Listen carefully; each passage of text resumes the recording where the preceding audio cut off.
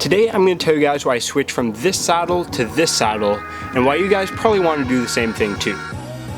So for those of you that follow the sport triathlon may know, this type of saddle is becoming a lot more popular, and there's a lot of reasons why this is. The reason why I decided to move to this type of saddle is because I'm planning on doing an Olympic distance triathlon at the end of this year and continuing to do Olympic distance in the following years. In these Olympic distance triathlons, it's going to be really important to be as comfortable as possible and to make sure that I have the best chance of putting out as much power as possible while I'm riding my bike. So the main reason why I moved to this type of saddle was because I was just really uncomfortable riding this type of saddle for anything more than 20k, 25k. I was just getting sore.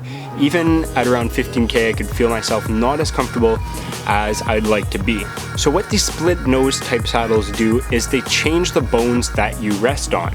And since you're in a time trial bike, you're leaning much more forward. A lot more of your weight is forward. But when you're leaning a lot more forward, it's putting more stress on the bones a little bit further up and more forward in your body. And also on your nether regions. If you don't want to be squishing those sensitive parts, it's a good idea to try out one of these saddles.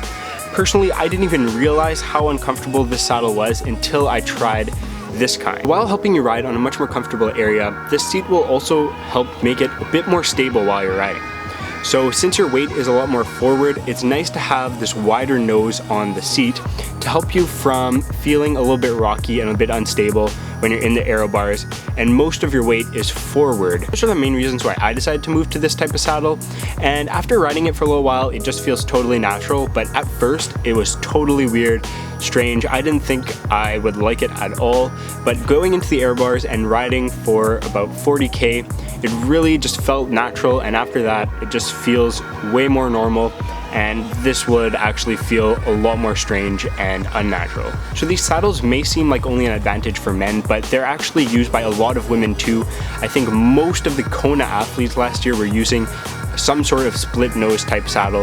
So these are really advantageous for both men and women since it does help with stabilization and resting on more natural bones for both men and women. From what I've read, there's almost no one that dislikes these saddles after giving them a good try.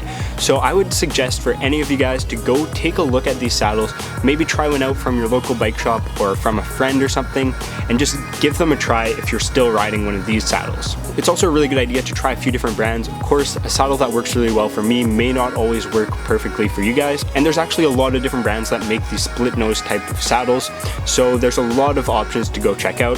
This is the ISM Adamo, which I really like and is the one that I'm going to be using from now on. If you guys enjoyed this video and maybe you learned something new about triathlon saddles, be sure to leave a like down below. And also, if you're not already subscribed, check out the channel and maybe consider subscribing if you like what you see. I'll see you guys in the next video. Have a good one.